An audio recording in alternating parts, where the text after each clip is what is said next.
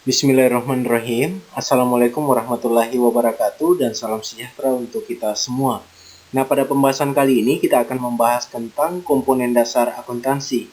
Adapun pencapaian dari pembelajaran kita kali ini yaitu mahasiswa mampu menjelaskan dan membuat komponen dasar akuntansi.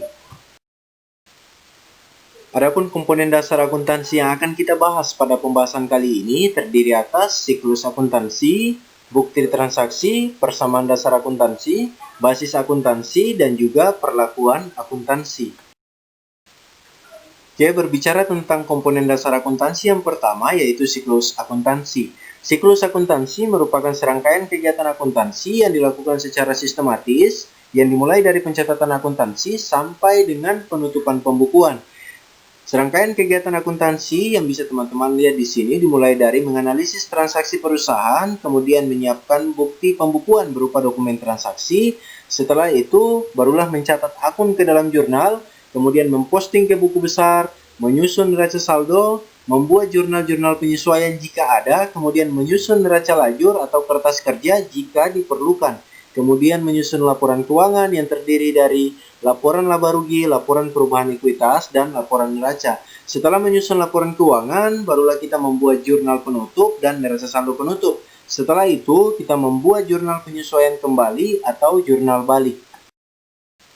Nah, siklus akuntansi sendiri seperti yang bisa teman-teman lihat, ada dua, yaitu siklus kegiatan dan media pelaporan. Siklus kegiatan meliputi pencatatan dan penggolongan, kemudian peringkasan, dan yang terakhir adalah pelaporan. Kemudian media pelaporan berawal dari dokumen atau bukti transaksi, kemudian buku jurnal, buku besar, neraca saldo, neraca lajur, jurnal penyesuaian, dan laporan keuangan yang terdiri dari laporan laba rugi, laporan ekuitas atau laporan laba ditahan, kemudian laporan neraca, kemudian laporan arus kas.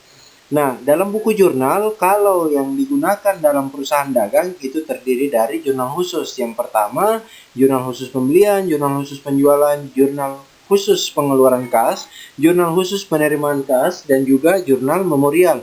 Nah, di laporan laba rugi itu adalah dasar untuk membuat jurnal penutup. Nah, kemudian dasar untuk membuat jurnal balik itu dari jurnal penyesuaian. Oke, berikut ini adalah bukti transaksi. Bukti transaksi merupakan suatu dokumen yang menandai bahwa transaksi yang sah telah terjadi.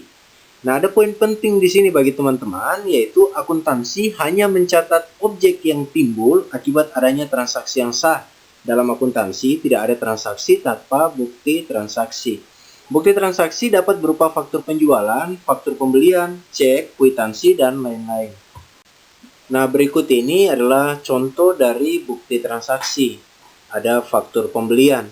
Faktur pembelian adalah bukti transaksi ketika terjadi pembelian secara kredit. Teman-teman bisa lihat di gambar berikut ini. Ini adalah format faktur pembelian.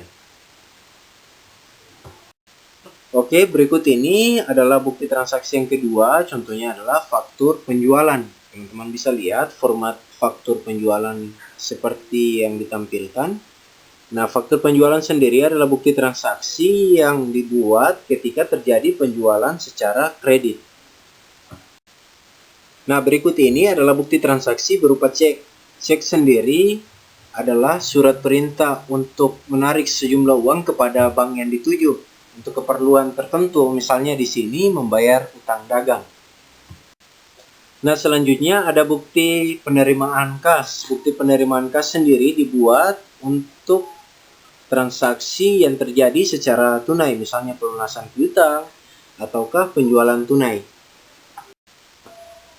Nah, yang terakhir ada bukti transaksi berupa bukti pengeluaran kas. Bukti pengeluaran kas sendiri dibuat ketika terjadi pembayaran secara tunai. Entah itu pembayaran rekening listrik ataukah terjadi penjualan secara tunai. Oke, berikut ini adalah persamaan dasar akuntansi. Persamaan dasar akuntansi merupakan suatu persamaan yang menunjukkan keseimbangan antara jumlah aset perusahaan dengan jumlah kewajiban dan juga jumlah ekuitas. Formula daripada persamaan dasar akuntansi seperti yang bisa teman-teman lihat, aset sama dengan kewajiban plus ekuitas, atau kewajiban sama dengan aset dikurang ekuitas, atau ekuitas sama dengan aset dikurang dengan kewajiban. Nah, untuk contoh persamaan dasar akuntansi yang pertama, seperti yang teman-teman lihat, diketahui jumlah aset suatu perusahaan sebesar 50.000, kemudian jumlah kewajiban sebesar 30.000. Pertanyaannya adalah berapa jumlah modal? Nah, sesuai dengan formula persamaan dasar akuntansi, yaitu aset sama dengan kewajiban, atau ekuitas sama dengan aset dikurang dengan kewajiban, kita dapat persamaannya sebagai berikut. 50.000 jumlah aset sama dengan 30.000 ditambah dengan 20.000. Dalam artian aset 50, kewajiban ditambah ekuitas juga sebesar 50. Disinilah bentuk keseimbangan untuk persamaan dasar akuntansi.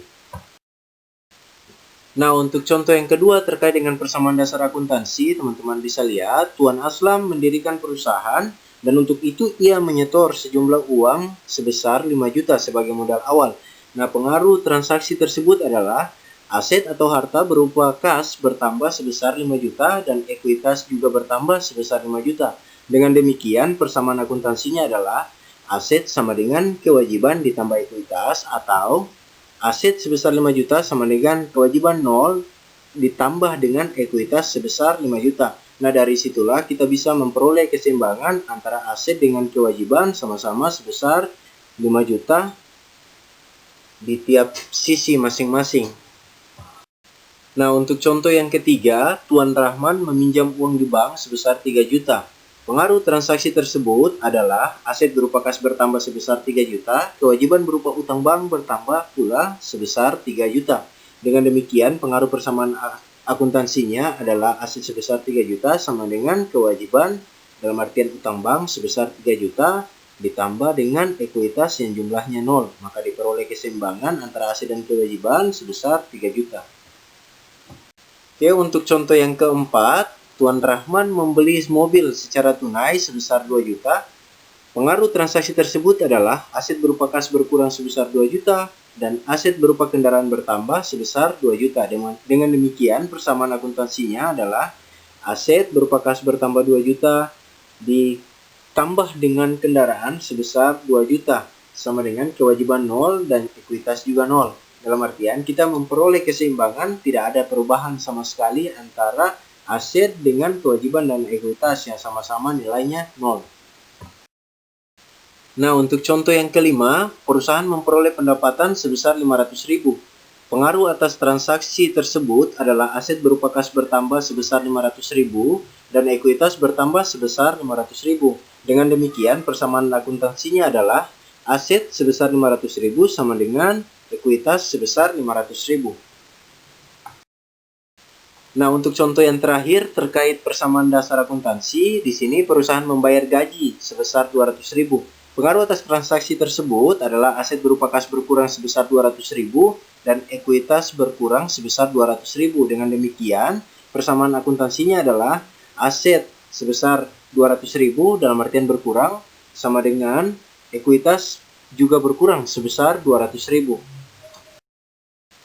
Nah, berdasarkan contoh yang tadi kita bahas dari nomor 1 sampai dengan 5, jika dimasukkan dalam persamaan dasar akuntansi bentuk tabelaris, tampilannya akan seperti ini. Jadi total aset yaitu 8.300.000 sama atau seimbang dengan kewajiban ditambah ekuitas sebesar 8.300.000. Nah, berikut ini adalah contoh kasus yang terjadi pada bengkel Riri yang transaksinya itu terjadi di bulan Januari tahun 2002. Nah, dari poin A sampai poin I, teman-teman diminta untuk buatkan persamaan dasar akuntansi bentuk tabelaris. Nah, berdasarkan atas transaksi-transaksi yang terjadi di bengkel Riri selama bulan Januari tadi, persamaan dasar bentuk tabelarisnya seperti ini.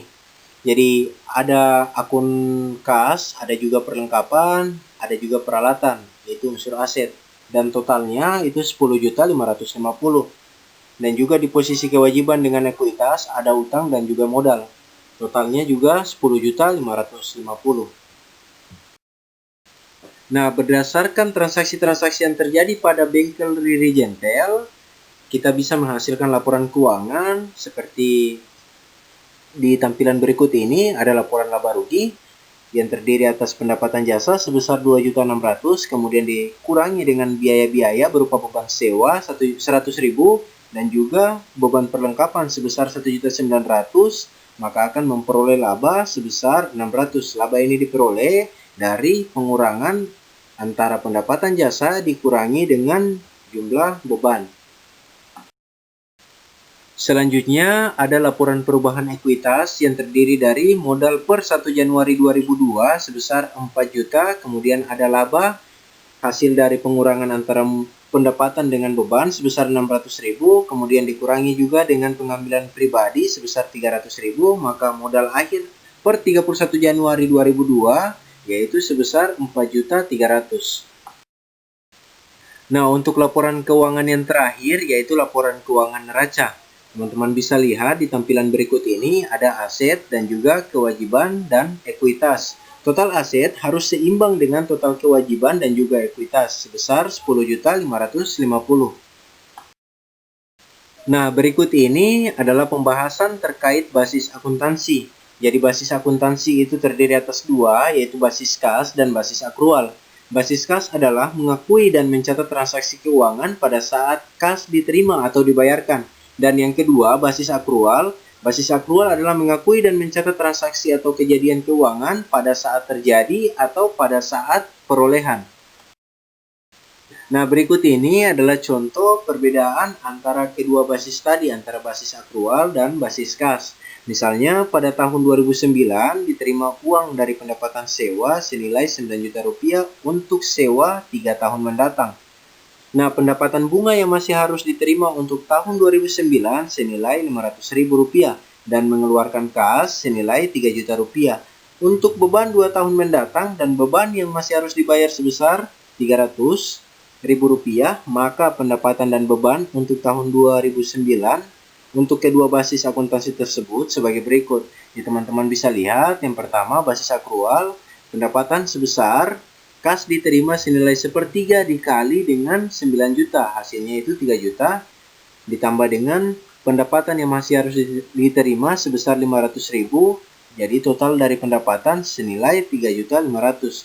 Beban sebesar kas yang dikeluarkan 1/2 dikali dengan 3 juta rupiah, maka hasilnya 1.500.000. Beban yang masih harus dibayar sebesar 300.000, maka total beban senilai 1.800.000. Nah, itu untuk basis akrual. Sedangkan basis kas, pendapatan sebesar uang yang diterima sebesar 9 juta rupiah, pendapatan yang masih harus diterima itu 0, maka total pendapatan sebesar 9 juta rupiah. Beban sebesar kas yang dikeluarkan sebesar 3 juta rupiah. Kemudian beban yang masih harus dibayar 0 nilainya, maka total beban sebesar 3 juta rupiah. Nah, berikut ini adalah perlakuan akuntansi. Yang pertama adalah pengakuan, yaitu proses penetapan terpenuhinya kriteria pencatatan suatu kejadian atau peristiwa dalam catatan akuntansi. Yang kedua itu pengukuran, yaitu proses penempatan nilai uang untuk mengakui dan memasukkan setiap pos dalam laporan keuangan. Yang ketiga ada pencatatan, yaitu proses menganalisa suatu transaksi atau peristiwa keuangan yang terjadi dalam suatu entitas dengan cara menempatkan suatu transaksi di sisi debit dan sisi kredit. Nah, selanjutnya adalah penyajian, yaitu menempatkan suatu akun secara terstruktur dalam suatu laporan keuangan. Dan yang terakhir adalah pengungkapan, yaitu suatu penjelasan secara naratif atau rincian dari angka-angka yang tertera dalam laporan neraca, laporan laba rugi, dan juga laporan arus kas. Nah, itulah tadi gambaran umum terkait dengan komponen dasar akuntansi yang bisa diberikan kepada teman-teman. Terima kasih dan semangat belajar.